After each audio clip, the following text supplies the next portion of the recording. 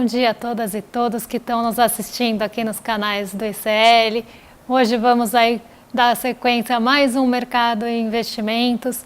Essa meia hora que a gente passa pelos principais assuntos que movimentaram as bolsas no dia anterior e que também devem movimentar o mercado no dia de hoje, né? Então, temos aí pontos importantes para falar no dia de hoje. Então, saíram alguns dados lá na Ásia e também na Europa. Agora, perto das 11 horas também, saíram os dados dos Estados Unidos, que são os índices de gerente de compras, que mostram ali o ritmo da atividade econômica por meio de alguns setores e antecedem aí as pesquisas mensais, né? Então dá uma ideia, um termômetro também de como aquelas economias estão se comportando no mês.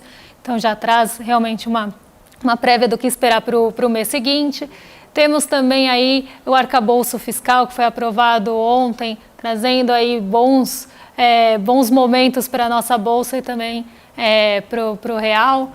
Temos também dados de arrecadação para discutir aqui com vocês, então um monte de assuntos importantes para serem discutidos hoje, mas antes da gente tratar qualquer um deles, quero dar bom dia para o André. Bom dia, André, como é que você está hoje? Bom dia, Débora, bom dia a toda a nossa audiência aqui do ICL Mercado e Investimentos, né? ICL Economia é o nosso portal que a gente já vai mostrar daqui a pouco, né? Então, que nem a Débora falou, muita coisa para a gente falar hoje, mercados na Europa com certo otimismo, a China com alguns problemas, os mercados brasileiros angariando esse arcabouço fiscal, alguns dados um pouco preocupantes da arrecadação fiscal, se a gente for pensar ele em conjunto com já o novo arcabouço fiscal. Então tem bastante coisa para a gente tratar hoje aí durante essa meia hora, né? E vamos começar com a nossa queridinha de sempre, né? A Ásia, Débora, notícia que está aqui no nosso portal, inclusive, né? A gente já vamos começar a falar de como que estão os mercados, então a gente sempre coloca a notícia no nosso portal aqui que está no nosso tablet, né? Como que, para vocês verem toda a nossa análise, mas Débora, como que fechou o mercado asiático, o mercado europeu, como que estamos aí nessa situação? Olha, o mercado asiático ficou misto, né? Que é o que a gente normalmente chama aí de misto, que é quando uma bolsa sobe bastante ou tem até um comportamento mais descolado e outras acabam cedendo naquele continente. Então, quando a gente olha a Ásia, a gente olha uma série de indicadores. A gente olha indicadores de Hong Kong, olhamos aí indicadores de Taiwan, do Japão, da China, né? Então da Coreia do Sul também. Então a gente olha uma série de indicadores para ver qual foi o comportamento do continente durante a manhã, que é o momento que o mercado fecha por lá, por volta das 6h30 da manhã daqui do Brasil. Então hoje a gente teve comportamento misto lá na Ásia, né? O que significa isso? Algumas bolsas subiram e outras recuaram no mesmo dia por fatores aí diferentes. Então, o Nikkei 225, que eu trouxe aqui para vocês, que é o índice do Japão, ele teve uma alta, então liderou as altas lá na Ásia, subiu 0,48% hoje, porque o PMI, o índice de gerente de compras do Japão, e quando eu for falar da Europa e dos Estados Unidos, eu vou entrar mais em detalhes aí como funciona o PMI, mas o PMI por lá, né, que é esse índice de gerente de compras na tradução, ele surpreendeu, né? Então, não só mostrou expansão da atividade econômica japonesa, como também mostrou aí que ela está com um ritmo mais acelerado do que o mercado esperava em ritmo de crescimento. Então, é uma expansão acelerada, coisa que o mercado não esperava nesse mês de agosto para o Japão. Então, isso surpreendeu, então, passou-se a se esperar uma atividade mais acelerada no Japão. As empresas lá repercutiram bem o dado e a gente viu o Nikkei 225 subindo na manhã hoje, mas o Xangai Composto, por exemplo, por todas as incertezas em relação à China, e até quando a gente olha aí no terceiro gráfico do lado esquerdo, o índice de commodities abriu em alta hoje, mas deu uma arrefecida, né? Agora está em queda, justamente porque as incertezas em relação à China derrubaram o Xangai Composto, e como lá a gente não teve divulgação do PMI hoje, a gente não teve nenhum impulso que não essas incertezas lá na China. Então, hoje Nikkei 225 que liderou os ganhos por lá e acabou aí movimentando mais a Ásia por conta dessas notícias, André. E a Europa, como que está a Europa? Porque se a Ásia a gente tem o Nikkei 225 indo bem, Estados Unidos também com uma certa aceleração por causa da Nvidia, né? A Europa já não pode dizer a mesma coisa, né? Então o que está acontecendo com a Europa, o PMI da Europa, o que aconteceu em toda essa situação? Eu separei aqui um gráfico, né, para vocês, que mostra o índice de gerente de compras, os principais que foram divulgados hoje. Então, a gente tem aí o índice de gerente de compras da Alemanha, de uma forma individual, sendo analisado. A gente tem também o PMI composto e industrial e de serviços da zona do euro e do Reino Unido. Os Estados Unidos divulgaram o PMI agora, às 10h45, então ele ainda não está no gráfico, mas eu vou trazer os dados para vocês quando a gente for falar da abertura de hoje. Então, quando a gente olha aqui o panorama, né, do mercado aí, desse PMI, o que a gente tinha de projeção, por exemplo, para a Alemanha? E aí, só para vocês entenderem esse monte de numerozinhos que estão aparecendo aí para vocês. O PMI ele é um índice que mede a aceleração do ritmo da economia. Quando ele fica acima de 50, né, então 50 ou mais, mostra que aquela economia está crescendo, né, ela está se expandindo. Só que ela pode se expandir num ritmo mais lento ou num ritmo mais acelerado mesmo, né, mais rápido. E quando ela fica abaixo de 50, ela mostra que está em contração e essa contração também pode ser acelerada ou mais lenta. E o que a gente viu aí, principalmente que decepcionou bastante lá na Europa, foram os dados da Alemanha, né? Então, o PMI composto preliminar, e aí por que ele é preliminar, né? Porque ele ainda não foi divulgado o fechado, mas ele é uma mistura, vamos pensar assim, do PMI industrial e de serviços.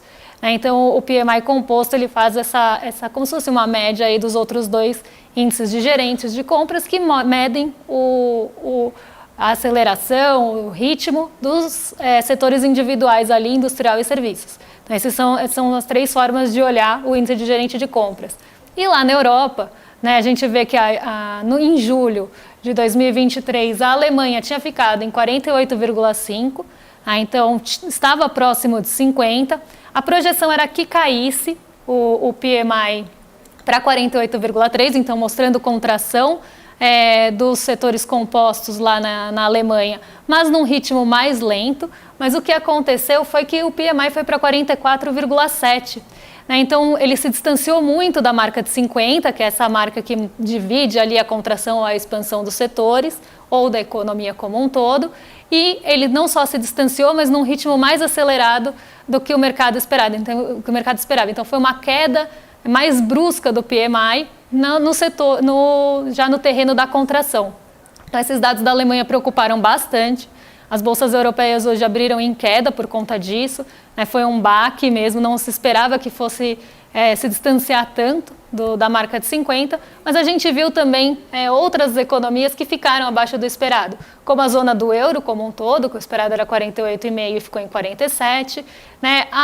O Reino Unido também teve ali um distanciamento maior da marca de 50 na parte industrial, então mostra que a indústria está com uma contração mais forte lá no Reino Unido, o que leva também o PMI composto, que acaba sendo aí uma junção dos dois, mostrar também essa contração, mas ainda mais perto de 50 do que quando a gente só olha industrial, porque os serviços por lá puxaram mais os indicadores. Então, um dia bem conturbado ali na Europa, e a expectativa justamente por né, já foi divulgado, por essa divulgação dos Estados Unidos aí do PMI, junto ao simpósio de Jackson Hole, que está aí movimentando bastante as expectativas lá nos Estados Unidos, André.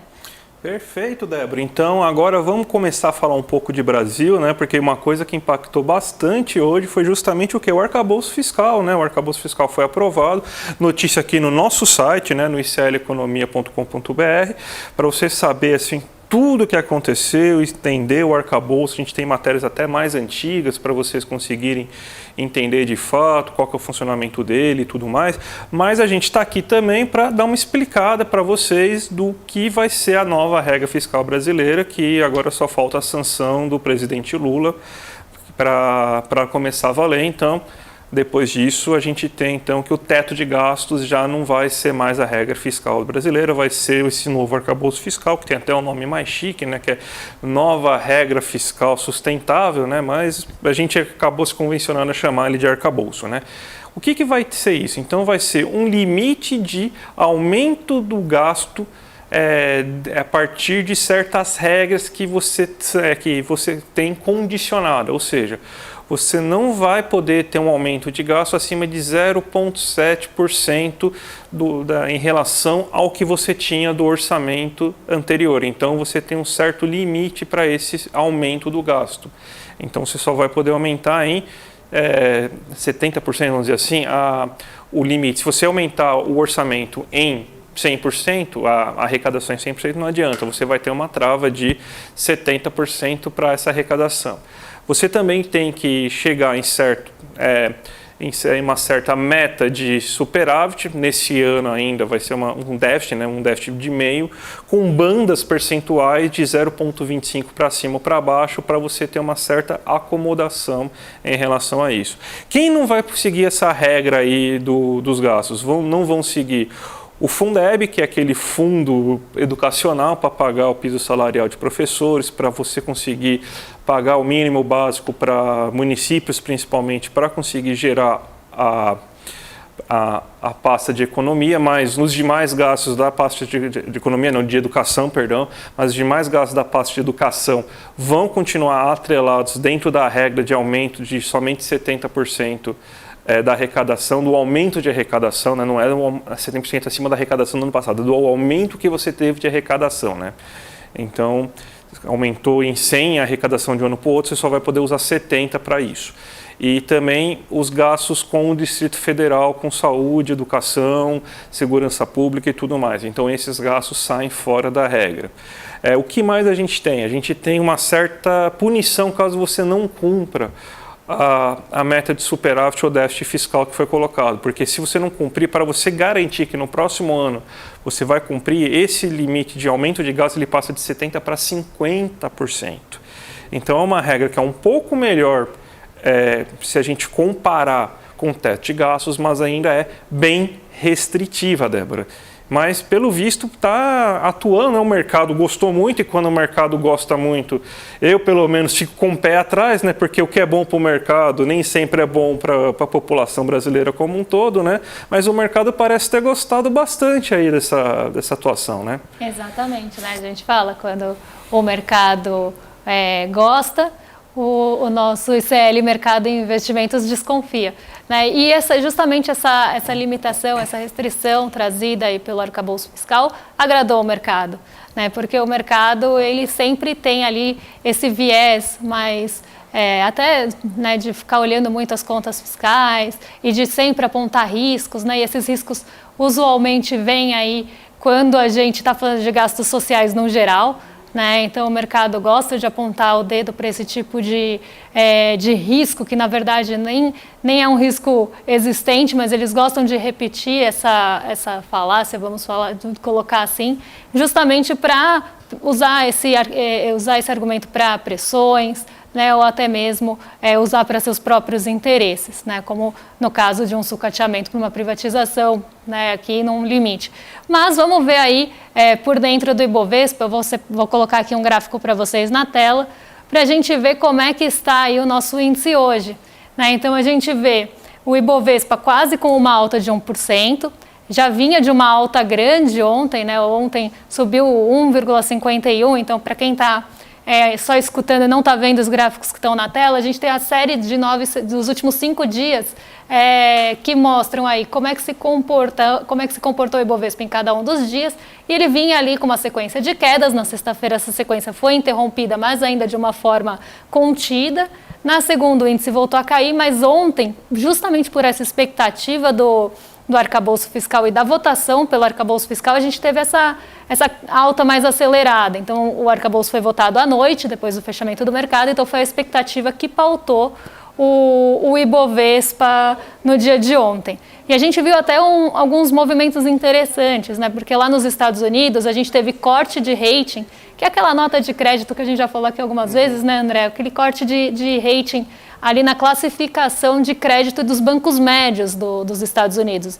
Então, isso trouxe uma insegurança bastante grande para o setor financeiro lá, né? Mas aqui, o setor financeiro fechou em alta, fechou super bem, justamente por essas expectativas do novo arcabouço fiscal. E também a gente viu a Petrobras indo na contramão do mercado. né, a Petrobras, ela na contramão do mercado global de uma forma geral, porque o petróleo, tanto o Brent como o WTI, eles caíram ontem, tiveram quedas que inclusive persistem hoje, e a gente vê, né, a Petrobras aqui no terceiro lugar das maiores altas, com 4,41 de valorização. Então, ontem, quem impulsionou bastante o nosso mercado aqui foram os setores imobiliário e de consumo, mas, de uma forma geral, os ganhos foram generalizados, assim, justamente por esse otimismo em relação ao arcabouço que foi votado. E agora tem aí o reflexo depois da votação, que é a continuidade da alta, agora já em 1% aí do Ibovespa. Então, aqui um panorama mais geral, agora a Petrobras, a preferencial subindo aí para o quarto lugar, contrariando, inclusive, o movimento do índice de commodities que a gente acabou de ver, que tá em queda, né? Perfeito, Débora. E vamos continuar agora no assunto do arcabouço fiscal, né? Porque tem uma notícia importante que pode dar uma grande influência, né, na questão do arcabouço fiscal, que é justamente a arrecadação federal. Acabamos de falar para vocês, né, que existem metas a serem batidas e que o governo federal pode ser penalizado com redução do nível de investimento, com o nível do aumento de gasto que ele pode fazer. E saiu hoje, né, a arrecadação federal, ou seja, aquelas que são administradas geralmente pela Receita Federal Brasileira e aquelas que não são administradas pela Receita Federal Brasileira, mas que também compõem o orçamento federal. Elas são de menor volume, mas elas também impactam bastante aí no nível de contas. Se a gente for pensar aqui uma meta de 0,5%, qualquer bilhão, a gente está falando em termos de bilhões, então você vê o volume do negócio, né? Qualquer bilhão acaba interferindo nisso. A gente tem um gráfico aqui para mostrar para vocês justamente o que aconteceu com a arrecadação fiscal federal agora durante esse momento, né? Então, ó, a gente tem que durante o mês de julho, você teve uma melhora em termos nominais, só que uma piora em termos reais. O que significa assim? Porque vocês devem estar olhando agora e falando, não, mas melhorou, né? Porque estava em 181 bilhões, agora está em 187 bilhões a arrecadação mensal, então melhorou em termos de arrecadação. Mas a gente tem que lembrar que a gente tem que pensar sempre em termo real, porque o PIB é medido em termo real. O que é real? É o valor que a gente tem hoje descontado a inflação do período. Então, quando se desconta a inflação do período, a gente vê que a gente está arrecadando, que a gente arrecadou no mês de julho de 2023 em relação ao mês de julho de 2022, o 0,74% a menos, o que ainda não interferiu na arrecadação real anual, quando a gente está falando das administradas pela Receita Federal Brasileira, que é o grande volume que a gente tem, porque a gente saiu de 1.206 bilhões no mesmo período anterior, ou seja, de janeiro a julho de 2022. Agora a gente tem uma arrecadação de 1.275 bilhões até esse momento. Um aumento real de 1,24%. Mas aí que está o grande problema, e a gente tem que, se a gente for pegar toda a arrecadação administrada pelo governo federal, a gente tem uma queda real de 1,4%. Por quê? Elas estão justamente nas administradas por outros órgãos que estão aqui. Você tem uma queda mensal de 21 bilhões para 14 bilhões, se a gente for pegar em termos reais, ela é uma queda de 33,65%, né? Então, para vocês terem uma ideia assim, do peso da variação grande que teve nesse mês. E em termos anuais, ela estava em 85,9 bilhões, agora ela está em 68,8 bilhões, uma queda de 23,25%. O que aconteceu de tão extraordinário de um ano para o outro para você ter essa queda de arrecadação? Quando a gente está falando de arrecadação não administrada pela Receita Federal, geralmente são lucros, dividendos, royalties e outras fontes de receita que não passam pelos tributos, ou seja, não são tributos que geralmente são pagos, são outros tipos de arrecadação. E ano passado, eleição. Você teve que no governo Bolsonaro tentou-se fazer um aumento das receitas para poder gastar mais, já que mesmo com o teto do gasto já sendo completamente estourado, né, mas aumentou-se a receita consideravelmente. Uma das fontes de aumento da receita foi utilizar e antecipar royalties e dividendos da Petrobras para inflar a Receita Federal naquele momento. A gente teve uma mudança importante também esse ano na divisão de dividendos e lucros para os acionistas, né? Lembrando que o governo federal é um acionista da Petrobras, então você tem agora não é divulgação, como que é o nome mesmo? Me fugiu a palavra. Uma divisão, né? Uma distribuição menor de lucros e dividendos para os acionistas, para você ter mais dinheiro em caixa para a empresa, para ela poder investir. E ano passado foi mais de 100% de payout, né, que a gente teve da Petrobras, então você já não tem mais essa anomalia esse ano. Além disso, você também tem que não foi antecipado royalties de meses seguintes para você ter essa mudança. Então, muito dessa queda das receitas não administradas pela Receita Federal vem nesse movimento. Só que qual que é o problema? Isso está impactando esse ano. Então você já tem uma queda de 4,2% e você tem uma necessidade muito grande de arrecadar mais, já que você tem que cumprir uma regra fiscal bastante rígida. O Fernando Haddad colocou essa rigidez, então ele vai ter que tentar resolver isso. Então, se a gente não conseguir melhorar o lado da receita, um segundo semestre pode ser marcado por muitos cortes de gasto para a gente conseguir chegar na meta estipulada esse ano, Débora. Então, um problema que a gente mesmo criou, né, para conseguir chegar na meta aí, vendo que a situação fiscal, ela não tem o famoso risco fiscal, que é, como você sempre fala, o primo do fantasma do comunismo, só que mais chique, de gravata, que trabalha na Faria Lima. Só que a gente tem esse problema que a gente mesmo criou e a gente vai ter que agora gerar ou arrecadação ou corte de gasto para chegar na meta, né? E que dilema vive a Petrobras, né? Porque quando a gente pega desde o governo Temer, a gente já via, né, essa aceleração do pagamento dos dividendos da Petrobras, uma coisa bem pró-mercado mesmo, mas nos últimos anos do governo Bolsonaro isso explodiu, tanto que ultrapassou 100% do lucro da companhia, né, pegando ali caixas importantes para distribuir para os acionistas. E aí a gente entende, né, no ano eleitoral, como isso foi utilizado e quais eram, não só agradar os acionistas do mercado, investidores estrangeiros, mas também dar uma passadinha de mão ali para pagar aqueles custos extraordinários ali que tivemos, né, para tentar essa reeleição que graças a Deus não deu certo. Mas vamos dar aí uma olhada, então, como é que estão aí os setores, né? Porque eu sempre trago um setor para a gente dar uma olhadinha e hoje eu vou trazer o setor imobiliário do Ibovespa, porque ele é um setor bem sensível a juros, né? Então a gente teve a aprovação do arcabouço fiscal, isso fez com que as expectativas para os juros no futuro se reduzissem, né? Então eu vou trazer aqui para vocês como é que está o índice imobiliário, tá? Ele está em alta, né? Até uma alta maior do que a do Ibovespa, com praticamente todas as ações aí performando muito bem e até acima da performance do Ibovespa hoje. Então aqui são as 5 principais ações que compõem esse índice e alta de 1,04%. Como eu sempre falo, os primeiros setores que reagem a qualquer notícia envolvendo juros, ou nesse caso, né, o arcabouço fiscal que acaba mexendo com essas expectativas também, são os setores imobiliário e de consumo, porque são os mais dependentes do crédito no Brasil, né? E aí a gente vê que eles reagem muito bem aí a esse tipo de notícia. E falando em juros, a gente teve também discussão ontem do rotativo e do parcelamento sem juros aqui no Brasil, que está sendo uma novela, né? Todo dia tem notícia disso. É uma novela, basicamente, porque nosso querido Bob Filch III insiste em tentar falar isso, ele teve essa ideia, né?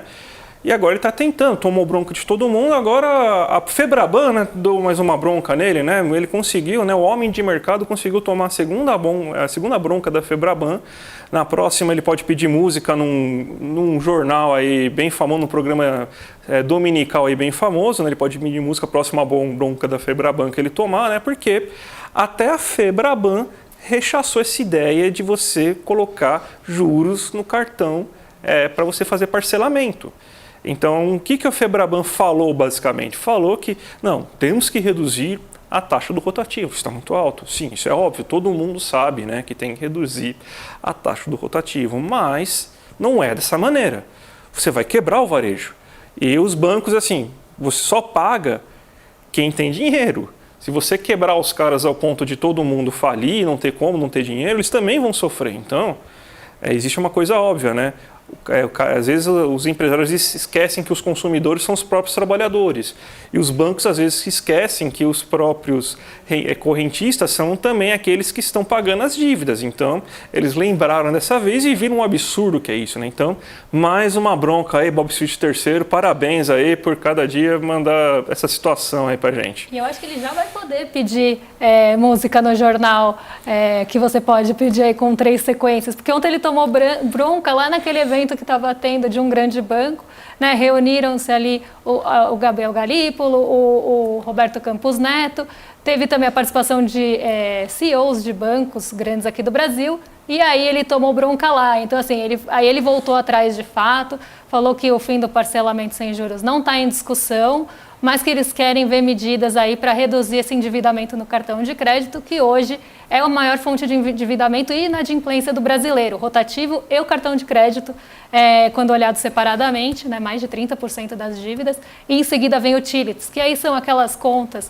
né, água, luz, enfim. Mas o cartão de crédito tem um peso bem grande nessa inadimplência, então diminuir o rotativo é necessário sim, porque alguns bancos cobram absurdos, mais de 1000% de taxa, mas não com essa contrapartida estapafúrdia aí, do que foi promovida aí pelo Roberto Campos Neto, como se fosse a invenção da roda, porque quando ele falou disso, ele se orgulhou muito. Mas depois ele começou a receber críticas negativas, e com muita razão, né? Até porque iria quebrar o varejo de fato, e os bancos perceberam isso e também pensaram, né? O varejo também tem dívidas aqui, lançam debêntures, né? Instrumentos de renda fixa, então isso seria muito prejudicial para o sistema econômico como um todo aqui do Brasil. E aí ele tomou bronca pela 3ª vez, então acho que ele já vai poder pedir a música, viu, André? Parabéns, Campos Neto, parabéns. Vamos agora para a última notícia do dia, que é uma notícia que a gente está para falar já faz alguns dias, né? A notícia da reforma tributária, né? Você quer falar um pouquinho, Débora? A gente teve um estudo, né, do Banco Mundial, né, dizendo aí que o pagamento, né, que vocês estão vendo aqui no nosso site do ICL Economia, pagamento de impostos pelos 10% mais pobres seriam reduzidos pela metade, segundo o estudo aí do Banco Mundial. E é uma notícia aí até melhor aqui, né, para a gente aí, que isso sim é uma notícia que vai impactar, né, uma camada aí de um extrato de renda menor, né, André? Exatamente. O mais importante em relação a tudo isso é você eliminar algumas fake news até que estão vindo com um selo acadêmico de um professor famoso aí que ficou um pouco parado no tempo, mas toda hora está falando bobagem aí dessa reforma tributária. O próprio Banco Mundial, a Meca, né, o Vaticano das finanças mundiais, está falando que a reforma tributária vai conseguir ajudar, né? A reforma tributária não está lá para reduzir impostos, ela está lá para simplificar impostos. E mesmo com essa simplificação,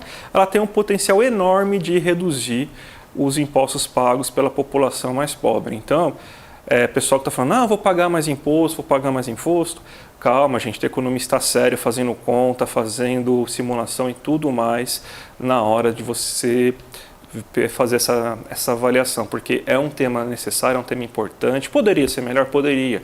Vai ter agora a parte da renda, essa parte da renda eu acho que é muito mais importante que a própria parte da tributação aí, dessa simplificação, mas quando vier a gente comenta mais. Débora, acabou hoje o dia, então, mas antes de tudo, vamos chamar então a nossa super aula do dia 31 de agosto, lá com a Mariana Chauí? Vamos, porque dia 31, né, temos aí a aula de filosofia, né, um tema importantíssimo aí para a gente descobrir.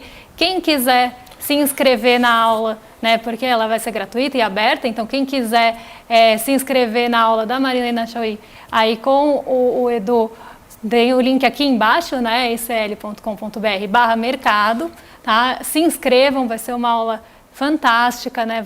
É um tema bem importante para se discutir, porque às vezes realmente a gente fica nessas coisas mais até do dia a dia, bolsa, tal, e esquece, né, de pontos tão importantes que também estão por trás de tudo isso aí, que são as ciências humanas, a filosofia. É algo bem importante, precisa ser resgatado esse tipo de debate aqui no Brasil. Não canso de falar isso porque eu também tenho pé na economia, que é uma ciência social, mas eu também tenho pé nas ciências humanas, outro pezinho ali na história.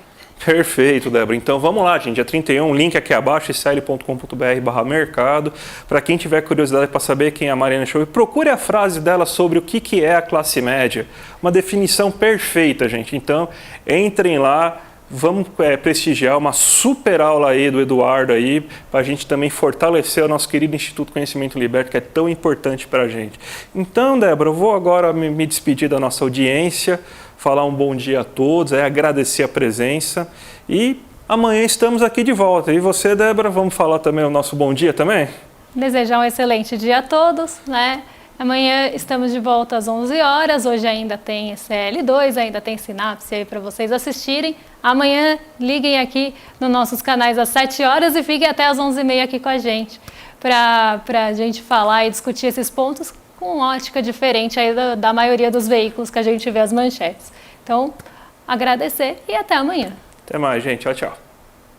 Confira agora a programação de quarta-feira, dia 23 de agosto, às 11 horas, com o Dr. Gabriel Peters, Pierre Bourdieu, Introdução a uma Sociologia Crítica. Às 15 horas, Mulheres Revolucionárias, com a professora Samantha Lodge. Às 15 horas, Provocação Histórica, com o professor Lindener Pareto. Às 17 horas, Inteligência Artificial, Temas e Prática, com o professor Nelson Aguiar. Às 18 horas, ICL Notícias, segunda edição. E às 19 horas, Direitos Autorais, Crítica e Arte, com o professor Victor Gameiro.